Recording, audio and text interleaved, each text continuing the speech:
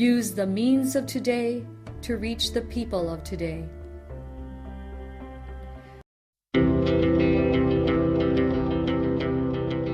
The Church Speaks, an episode where the Holy Father, the Pope, and the bishops of the Philippines speaks about their apostolic letters and exhortations to all Catholic Christians. Today, the Catholic Bishop Conference of the Philippines, or CBCP, chose this year as the Year of the Clergy and Religious Persons, as a part of the program in preparation for celebration of the 500 years of faith in the Philippines.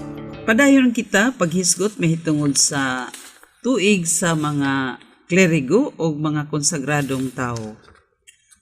Matud pa sa atong Arsobispo, Reverend Romulo G. Valles, nga ang kahimtang sa atong kalibutan karon, luyo sa pagdawat sa ilang mga hagit diha sa ilang misyon sa kalibutan, nga nagmapadayunon sa pagpahilayo sa Dios. Dunay nasuko usab sa mga bili nga gisangyaw ni Kristo ug ang uban walay pagpakabana sa mga bili nga gisangyaw sa maayong balita. Miingon siya nga kining atong kalibutan karon kon buoto na unaon gigutom sa usa ka butang nga wala usab sila kahibalo kung unsa kini. Wala sila makadungog sa mga pulong pagkatahom sa mga tiil ni atong milata sa kabukiran aron sa pagwali sa maayong balita, pagmantala sa pagikdait, pagdalag kalipay o pagsangyaw sa kaluwasan nga atong mabasahan diha sa Isaya 52:7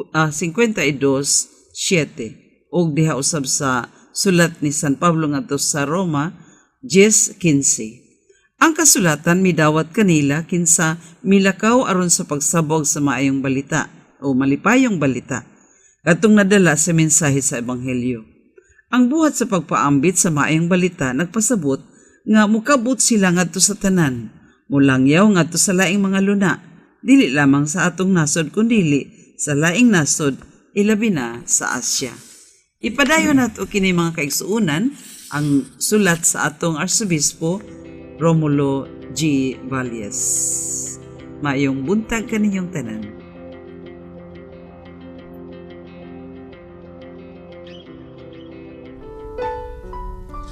This Holy Mass is brought to you in collaboration with Ricardo O. Santiago Sr., Stu and Nancy Santiago and family, APM Ed and Promo Management, Alex P. Montañez and family, Ernie and Mercy Evangelista, St. John Paul II College of Davao, Royal Bread House Incorporated, Tat and Gigi Coronel and family, Teresita Villa Abrille, Tilino Trucking Services, Davao Durian Laundry Services Company, Protasio Takandong, Chardin, JDB Diversified Incorporated, Consolidated Plywood Industry Incorporated, Melvin E. Aviles, for Rita and Lorenzo and family, Attorney and Ellie and Veronica Bretanya and family, Quilans Food House, PSST Bote Jong Shop, Brother Henry and Lolita Evangelista and family, Mr. and Mrs. Lucas B. Datoy and family, Dr. Carol John and Mary Grace Bretanya and family, William and family, Adolfo and Malu Ato, Jess and Amelia Dizon, Gus and Sophie, Vita Rivera, Rivera's Bookkeeping and Allied, Sun Life, and ESIA Davao. Offering of the Holy Mass. Accept Most Holy Trinity. This sacrifice fulfilled at one time by the divine word, and now renewed on this altar through the hands of your priest. I unite myself to the intentions of Jesus Christ, priest and victim, that I may be entirely offered for your glory and for the salvation of all people. Through Jesus Christ, with Jesus Christ, and in Jesus Christ, I intend to adore your eternal majesty, to thank your immense goodness, to satisfy your offended justice, and to beseech your mercy for the Church, for my dear ones, and for myself. We pray for the intentions of our regular sponsors, choir members, donors, offerers, and volunteers of this Holy Mass, especially the sponsoring group, Department of Interior and Local Government, Region 11, headed by the Regional Director, Alex Roldan. Thanksgiving intentions of Dr. Carlos Tan and family, Rogelio Cosep, Government Service Insurance System, Davao Branch, Veronica Altiso, and Carmelita Recentes. Birthday intentions of Ariel Joy Ceniza, safe travel of Miss Evelyn Magno and Rose Digal, recovery and healing of Rodolfo Estera, Emil Sison, Ernie Evangelista, Dennis Asombrado, and Henry Evangelista. For the eternal repose of Milagros, Luciana, Elpidio, Adelaida, Claudio Montañez, Thelma, Marutas Montañez, Julio Juquino, Jermaine Chu, and all benefactors and cooperators of the Paulines RTV Mission. Prayer for the sick. Lord and Father, God without end and Almighty, through your grace, you gave us strength and help in our weakness. In your mercy, touch your sick people. Deliver them from their sickness and restore them good health, so that assured of your goodness and love, they will praise and thank you in your holy name. Through Christ our Lord. Amen. Good morning. It is very hard to understand the resurrection, but Jesus made it very simple for the apostles by using food as an evidence of his presence. Eating together had been the principal hallmark of Jesus' ministry. For him, eating together is a sign of peace, of God's reign, where all will sit together and the poor would have enough food to eat. Eating together with the disciples shows that he had given their lack of faith. But more importantly, the kingdom he had promised is now becoming a reality. The presider of this Holy Mass is Father Jupiter Morales, priest of St. Paul Parish, Davao City. The choir during the Mass is the Hymnus Christi, St. Joseph the Worker Parish, Saksa, Davao City. Let us joyfully celebrate the banquet of love. Please stand as we start the Holy Mass.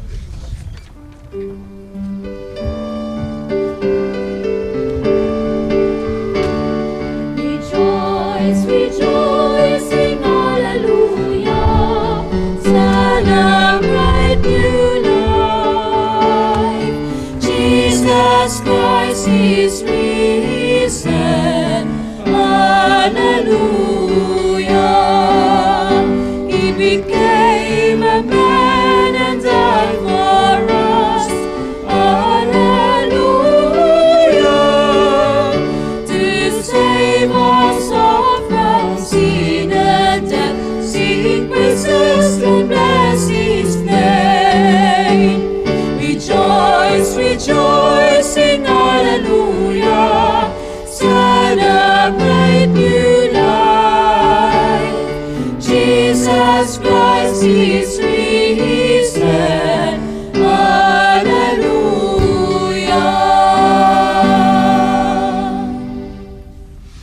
In the name of the Father, and of the Son, and of the Holy Spirit. Amen. The grace of our Lord Jesus Christ, and the love of God, and the communion of the Holy Spirit be with you all. And with your spirit. Brothers and sisters in the Lord, let us acknowledge our sins and so prepare ourselves to celebrate the sacred mysteries. I confess to Almighty God and to you, my brothers and sisters, that I have greatly sinned in my thoughts and in my words, in what I have done and in what I have failed to do, through my fault, through my most grievous fault. Therefore I ask Blessed Mary, ever Virgin, all the angels and saints, and you, my brothers and sisters, to pray for me to the Lord our God. May Almighty God have mercy on us, forgive us our sins, and bring us to everlasting life.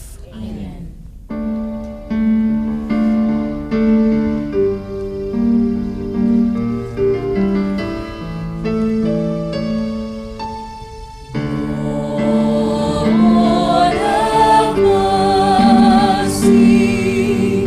Lord have mercy.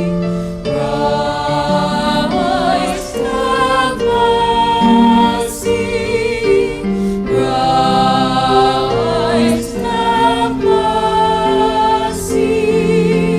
Lord have mercy. Lord have mercy.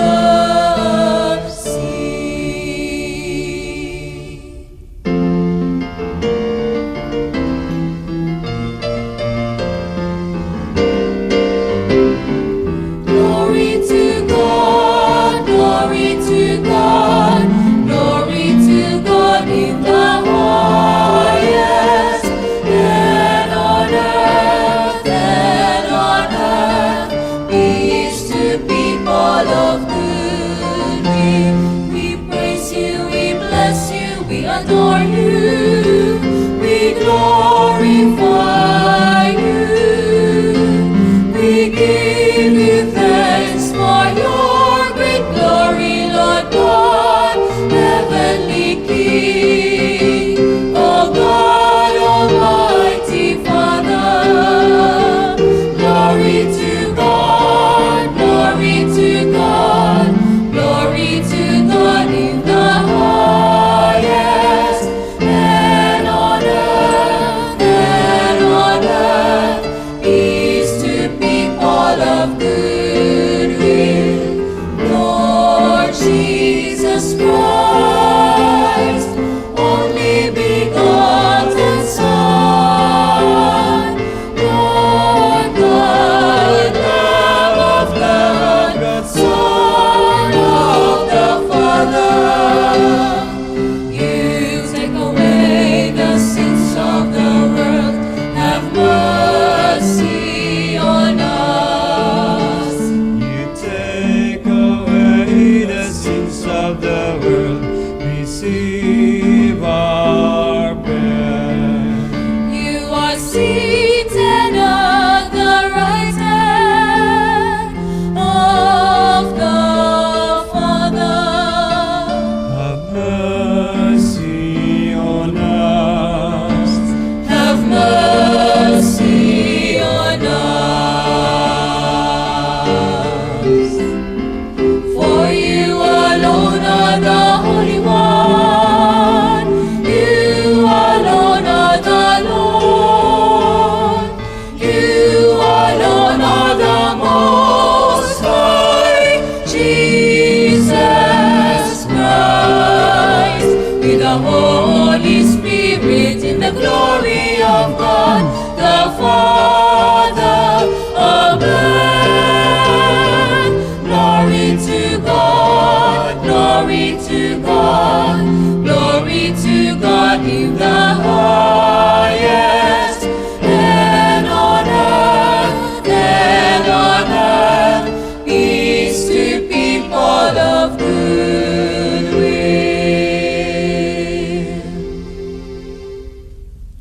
Let us pray. May your people exult forever, O God, in renewed youthfulness of spirit, so that rejoicing now in the restored glory of our adoption, we may look forward in confident hope to the rejoicing of the day of resurrection. Through our Lord Jesus Christ, your Son, who lives and reigns with you, in the unity of the Holy Spirit, one God, forever and ever.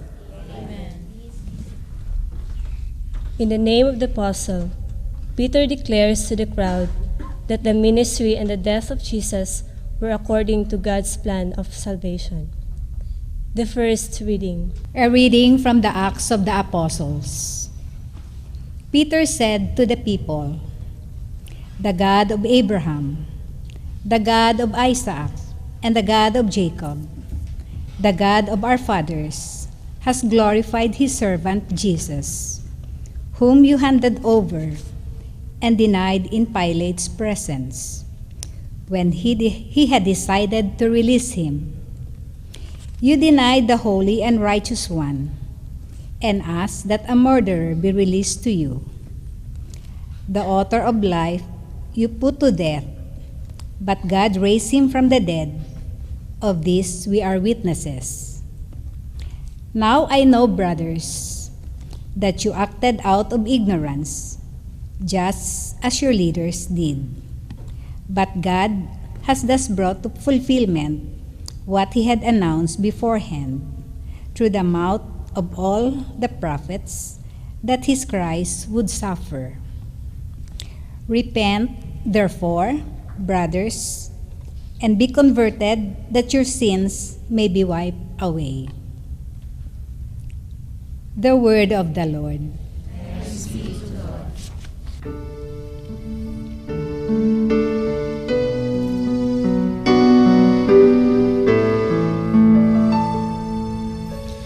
Lord, let your face shine on us.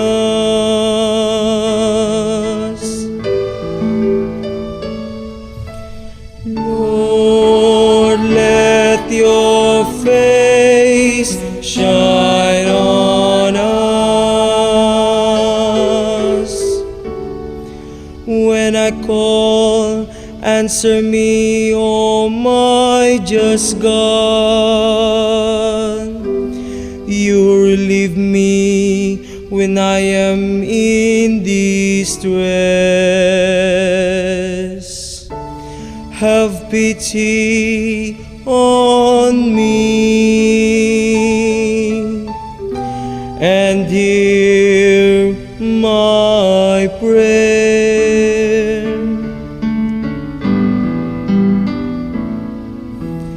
Lord, let your face shine on us. Know that the Lord does wonders for his faithful one. The Lord will hear me when I call upon him. Lord, let your face shine on us. O Lord, let the light of your countenance shine upon us. You put gladness into my heart. Lord, let your face shine on us. As soon as I lie down, I fall peacefully asleep. For you alone, O Lord, bring security to my dwelling. Lord, let your face shine on us. Lord, let your face shine on us.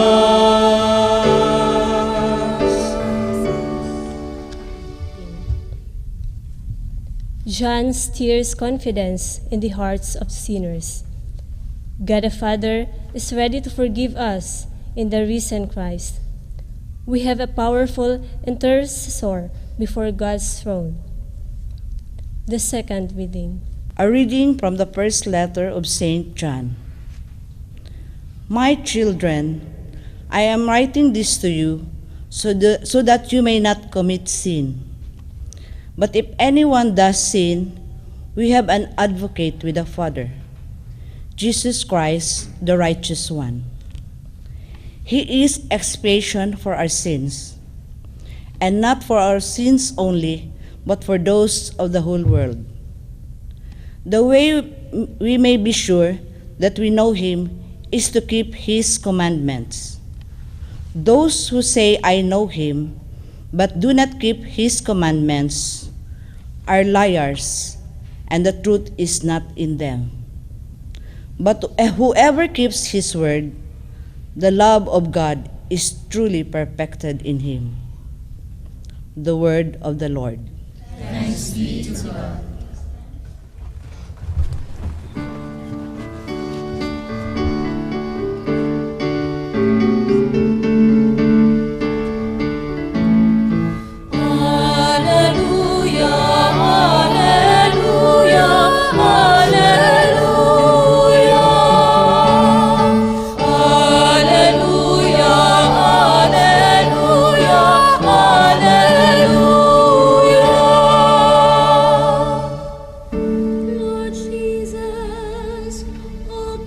Scriptures to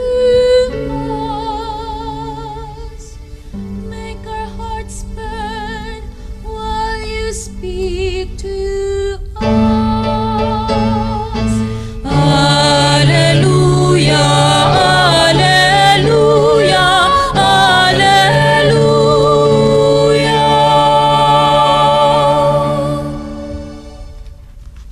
The Lord be with you. And with your spirit. A reading from the Holy Gospel according to St. Luke. Glory to you, O Lord.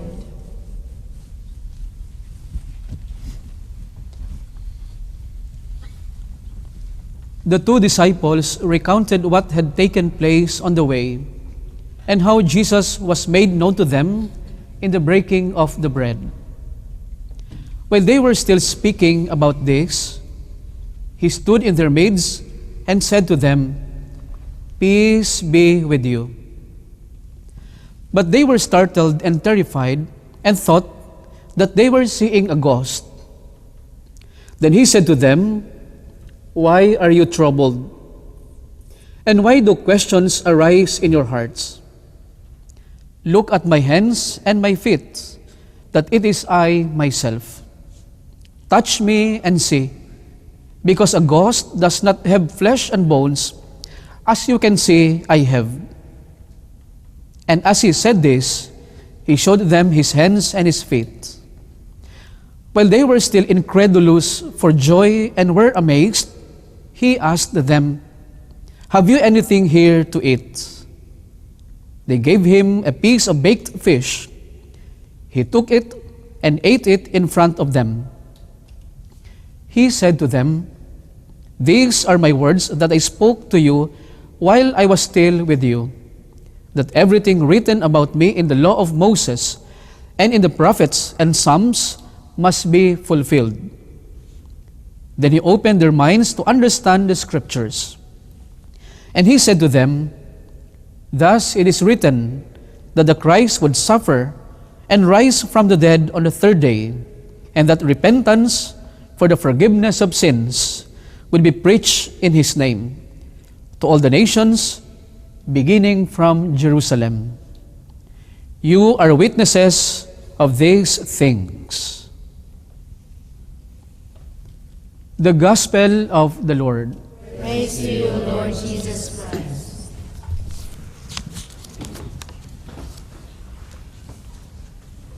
My dear brothers and sisters in the Lord, good morning. Good morning. It is now the third week of the Easter season. And so in the liturgy of the church, it is still proper to greet one another, Happy Easter.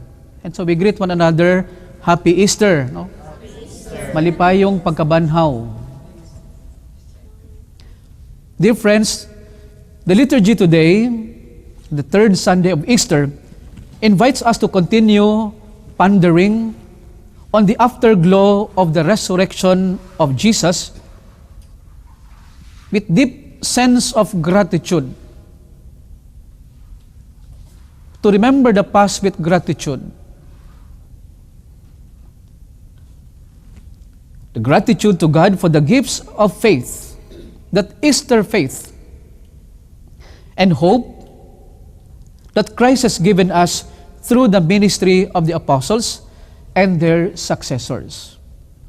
But more so, let us not forget, dear friends, that by the resurrection of Christ, He won for us our salvation and offered us peace, forgiveness, and reconciliation.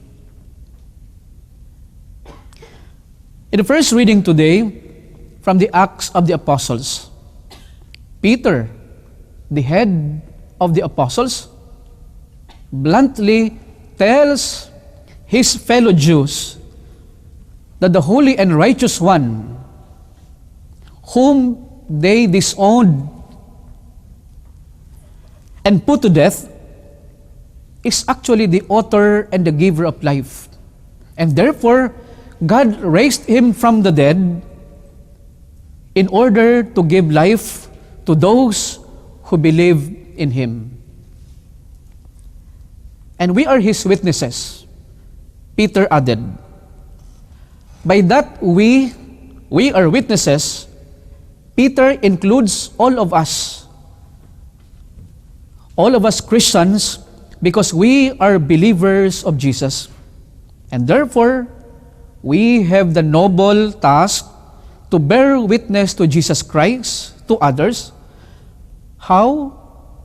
By the kind of life we live.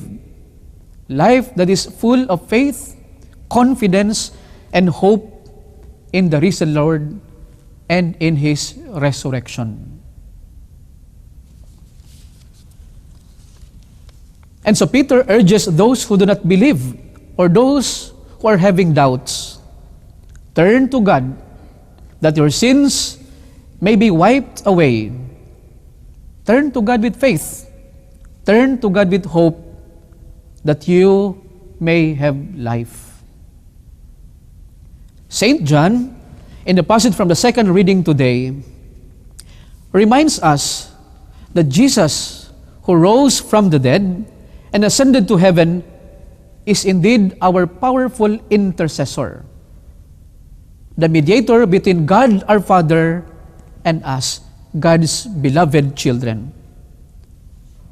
As a powerful intercessor, He takes away, according to St. John, our sins and the sins of the world. He is the expiation of our sins, and His grace helps us to keep God's commandments. Thus, obedience to His commandments make us true and faithful believers of Jesus. The Gospel today, according to St. Luke, narrates the glorious appearance of Jesus to the two disciples on their way to Emmaus. Why were they leaving Jerusalem? Perhaps they were upset. Certainly they were crestfallen. Nasakitan sila.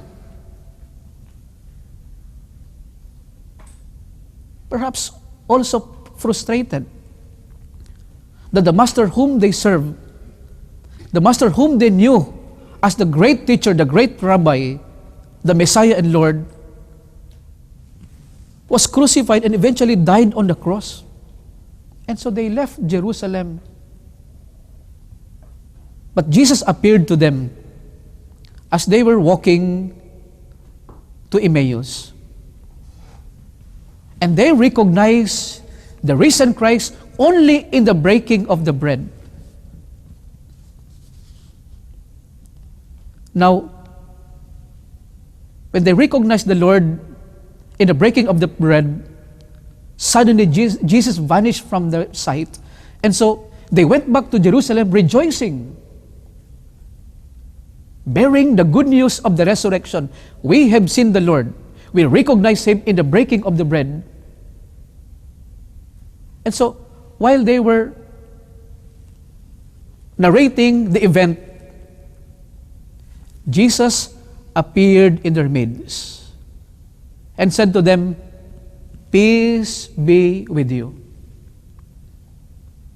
Brothers and sisters, the last recollection of Jesus of His disciples was that of betrayal by Judas, desertion, abandonment of these disciples when He was captured and sentenced to death, and the denial of Peter. Those were the last memories of Jesus about His disciples. But when He rose from the dead in His resurrection, what did He say to them? Not words of vindication, not words of rebuke, but words of peace, forgiveness, and reconciliation. Peace be with you. Wow. Pagkanindot. In the face of betrayal, abandonment, and denial, the Lord responded with peace, forgiveness, and reconciliation. What a beautiful thought to ponder.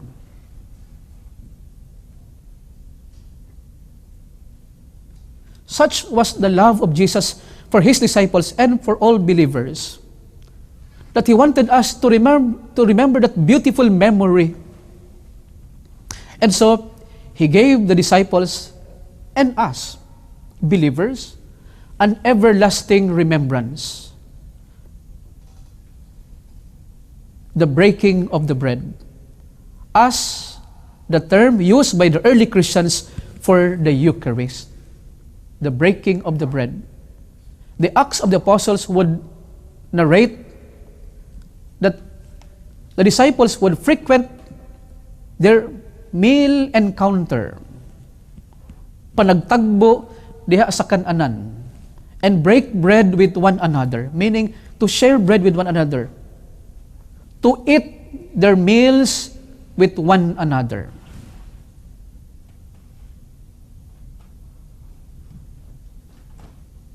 Today, we modern believers continue to enjoy, to savor, to benefit from the breaking of the bread, the Eucharist, as an everlasting remembrance that God has given us through the disciples. And that everlasting remembrance should evoke in us, again, a deep sense of gratitude. For through the Eucharist, we find and we draw nourishment, food for our souls, pagkaon alang sa atong mga kalag.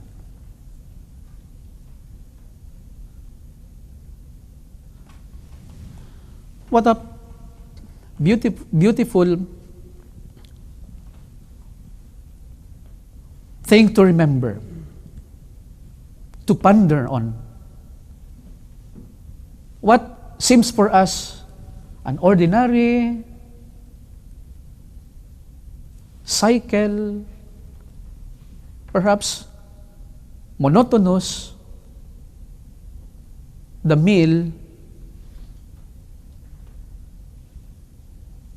has been made the sign of Christ's everlasting remembrance for us.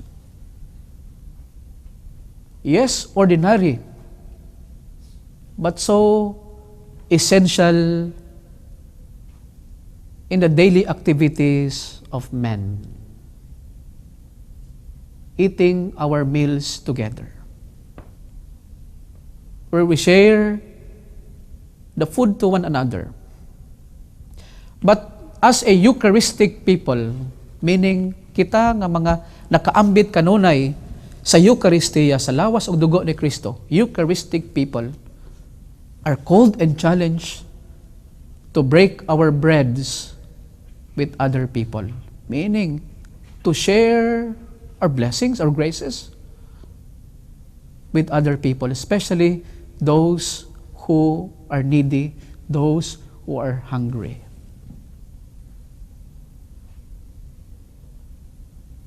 We are glad to have aged and sick people, brothers and sisters of ours, who could not afford to come to church every Sunday.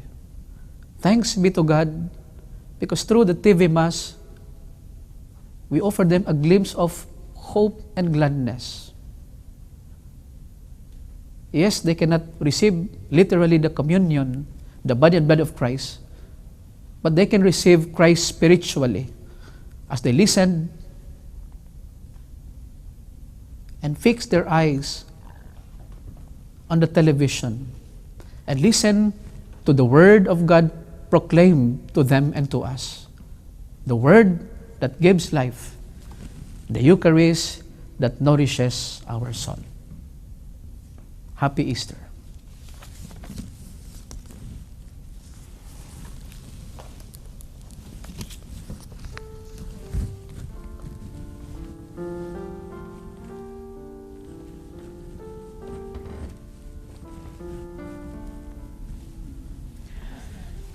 Let us now profess our faith. I believe in God, the Father Almighty, creator of heaven and earth, and in Jesus Christ, his only Son, our Lord, who was conceived by the power of the Holy Spirit, born of the Virgin Mary, suffered under Pontius Pilate, was crucified, died, and was buried.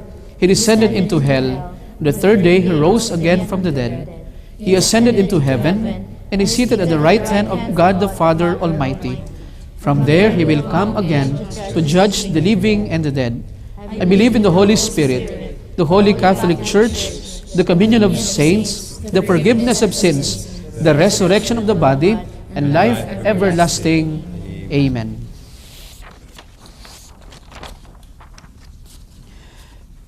In the breaking of the bread, Christ Jesus makes himself known to us as our life and resurrection.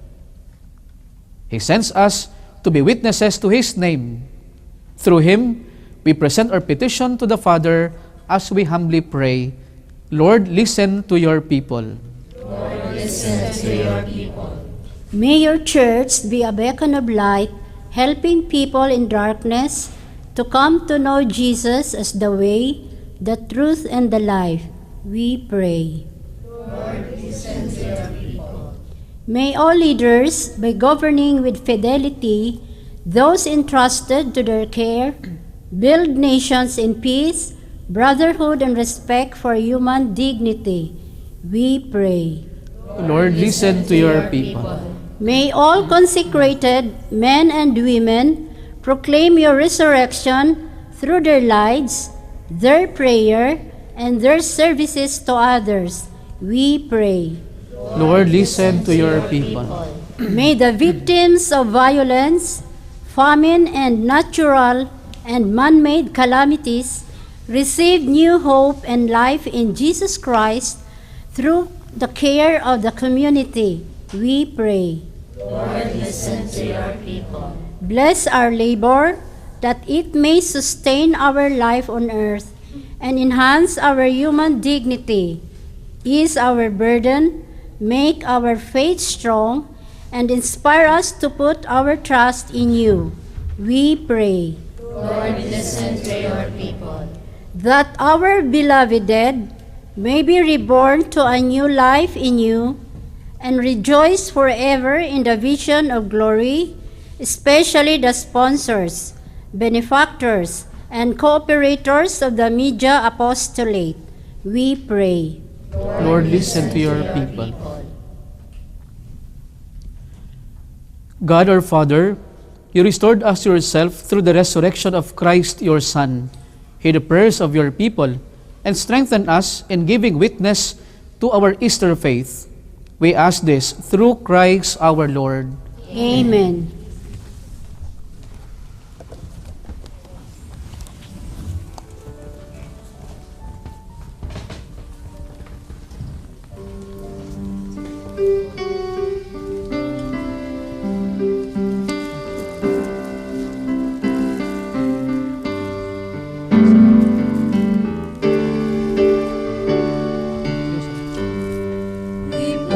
upon your table a humble loaf of bread,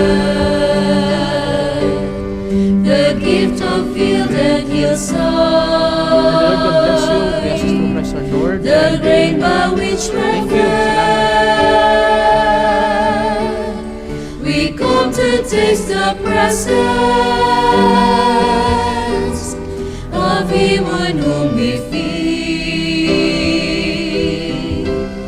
to strengthen and connect us, to challenge and correct us, to love in word and deed.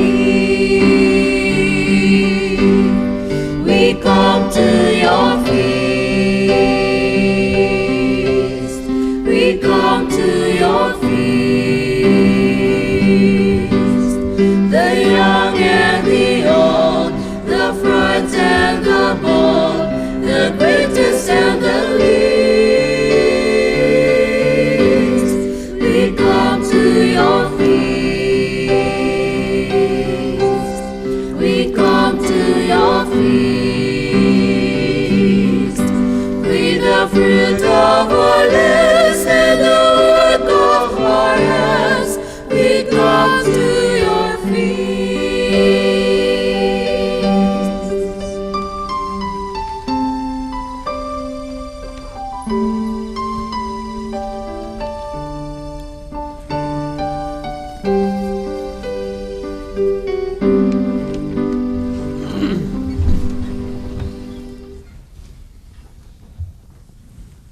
Pray, dear sisters and brothers, that my sacrifice and yours may be acceptable to God, the Almighty Father. May the Lord accept the sacrifice at your hands for the praise and glory of His name, for our good and for the good of His holy church.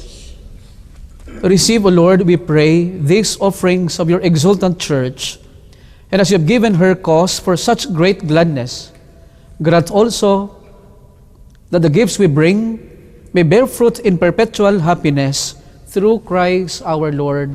Amen. The Lord be with you. And with your spirit. Lift up your hearts. We lift them up to the Lord. Let us give thanks to the Lord our God. It is right and just. It is truly right and just, our duty and our salvation, at all times to acclaim you, O Lord, but in this time above all, to laud you yet more gloriously, when Christ our Passover has been sacrificed. By the oblation of His body, He brought the sacrifices of old to fulfillment in the reality of the cross, and by commending Himself to you for our salvation, showed Himself the priest, the altar, and the lamb of sacrifice. Therefore, overcome with paschal joy, every land, every people exalts in your praise, and even the heavenly powers with the angelic hosts sing together the unending hymn of your glory as they acclaim.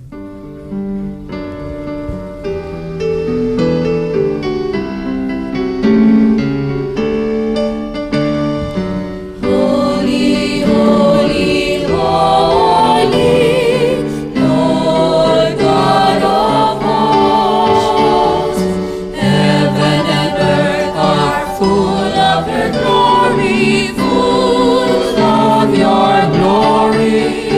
Hosanna in the highest, Hosanna in the highest. Blessed is he who comes in the name of the Lord. Hosanna in the highest, Hosanna in the highest, Hosanna in the highest, Hosanna in the highest.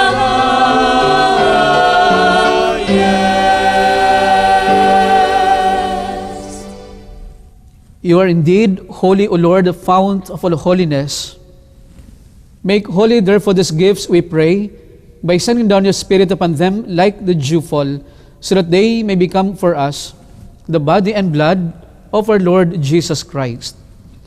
At the time he was betrayed and entered willingly into his passion, he took bread, and giving thanks, broke it, and gave it to his disciples, saying, "Take this, all of you, and eat of it, for this is my body, which will be given up for you.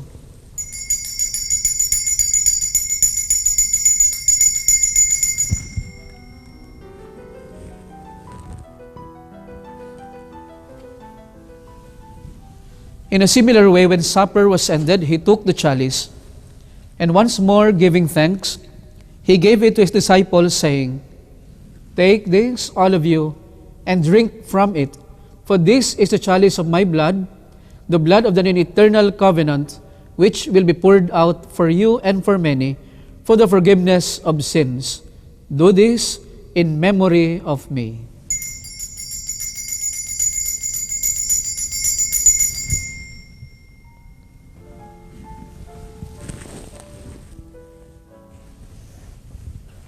The mystery of faith.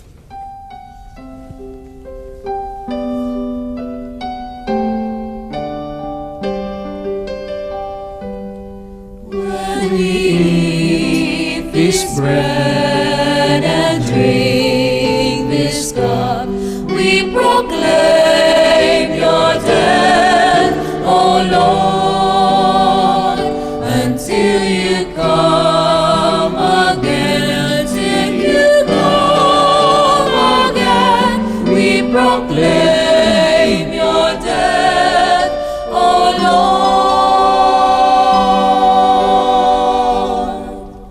Lord. Therefore, as we celebrate the memorial of his death and resurrection, we offer you, Lord, the bread of life and the chalice of salvation, giving thanks that you have held us worthy to be in your presence and minister to you. Humbly we pray that partaking of this body and blood of Christ, we may be gathered into one by the Holy Spirit. Remember, Lord, your church spread throughout the world, and bring her to the fullness of charity, together with Francis our Pope, Roman our Bishop, the order of bishops, the clergy, and the consecrated men and women. Remember also our brothers and sisters who have fallen asleep in the hope of the resurrection, and all who have died in your mercy. Welcome them into the light of your face. Have mercy on us all, we pray, that with the Blessed Virgin Mary, Mother of God, with blessed Joseph, her spouse, with the blessed apostles, and all the saints who have pleased you throughout the ages, we may merit to be co-heirs to eternal life, and may praise and glorify you through your Son, Jesus Christ. Through him, and with him, and in him, O God, Almighty Father, in the unity of the Holy Spirit, all glory and honor is yours forever and ever.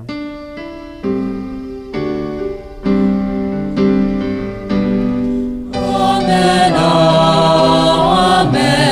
amen, amen, amen, amen, amen, amen.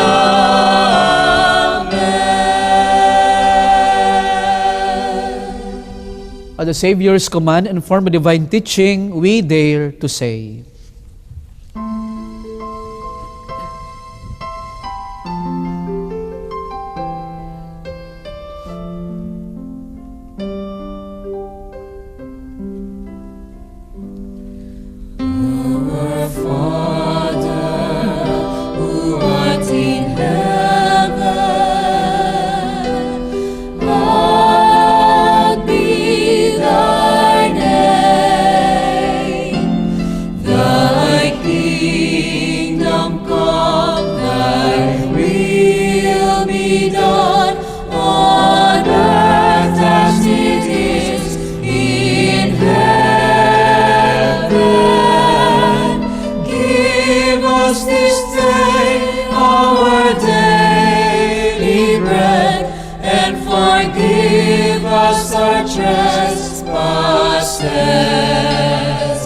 as we forgive those who trespass against us, and lead us not into temptation, but deliver us from evil.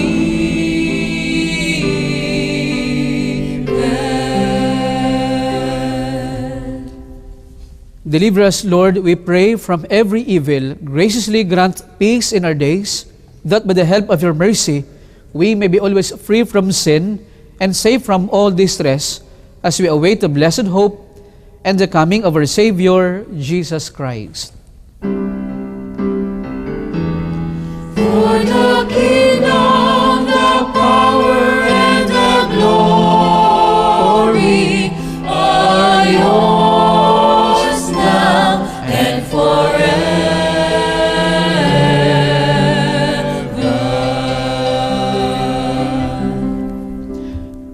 Lord Jesus Christ, who said to your apostles, "Peace I leave you, my peace I give you," look not on our sins, but on the faith of your church, and graciously grant her peace and unity in accordance with your will, who live and reign forever and ever. Amen. The peace of the Lord be with you always. And with your spirit. Let us offer each other the sign of peace. Peace be with you. Peace be with you. Peace be with you. Peace. Peace.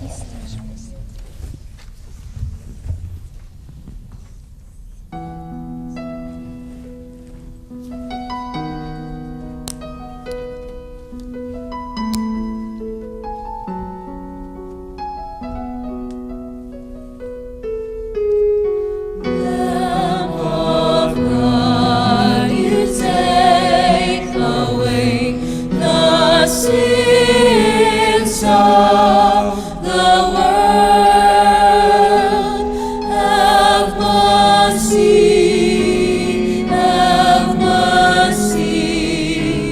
on us.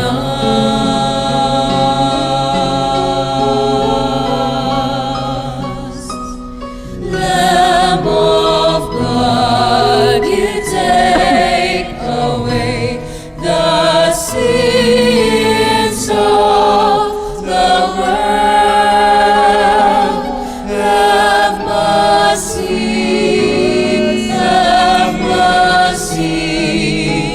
on us.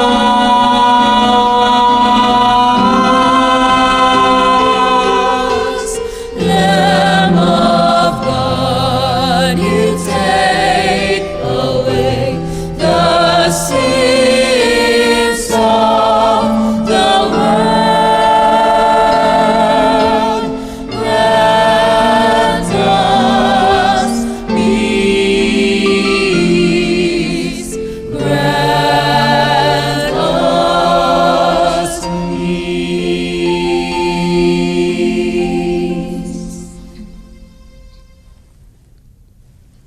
Behold the Lamb of God. Behold him who takes away the sins of the world. Blessed are those called to the supper of the Lamb. Lord, I am not worthy that you should enter under my roof, but only say the word and my soul shall be healed.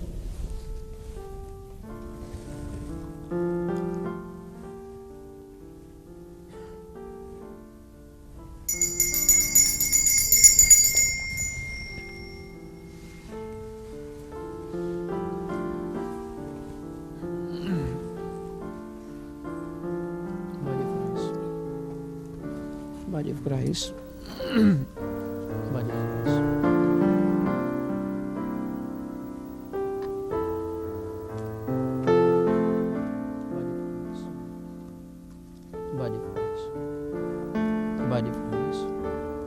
Body of Christ. The body of Christ. The body of Christ. The body of Christ. The body of Christ. The body of Christ.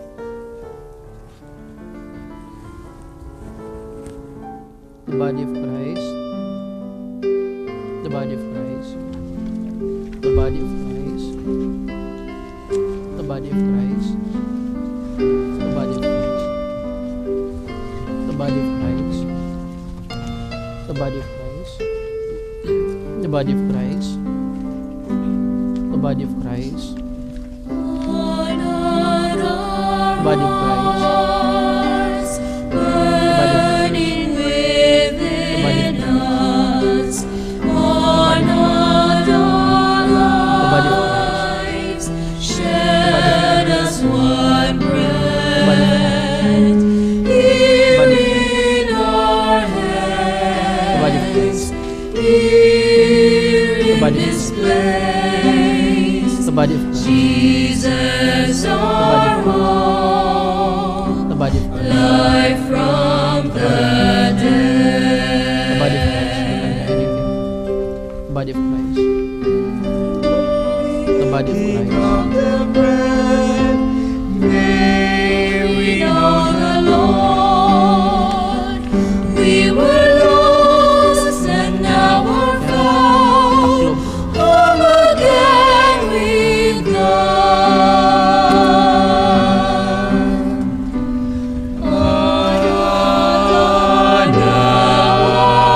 Hearts burning within, with our lives shared as one breath, in our hands, here in this place. Jesus, our life here in this place.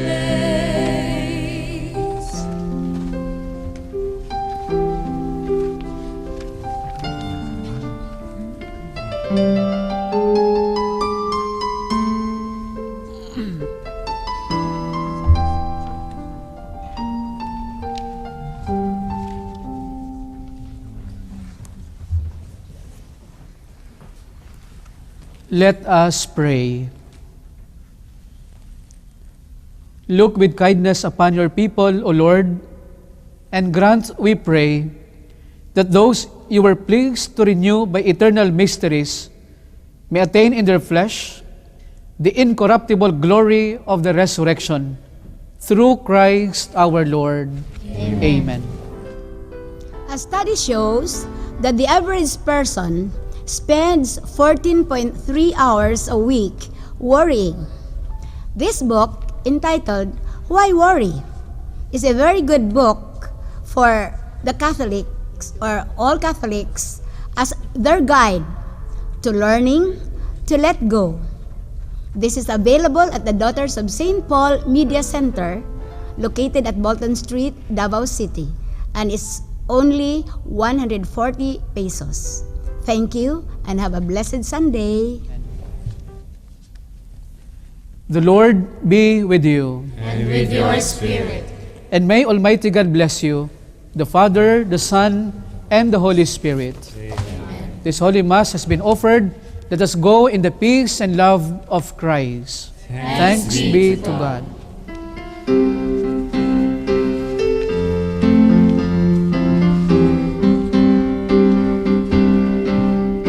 Queen of heaven, rejoice, alleluia.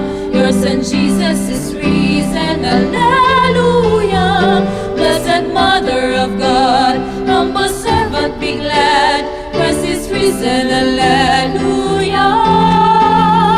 Pray for us, alleluia.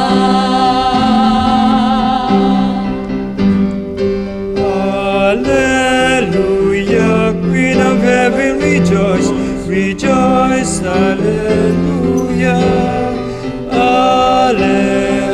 Hallelujah, Christ is risen, Queen of heaven, rejoice, pray for us, hallelujah.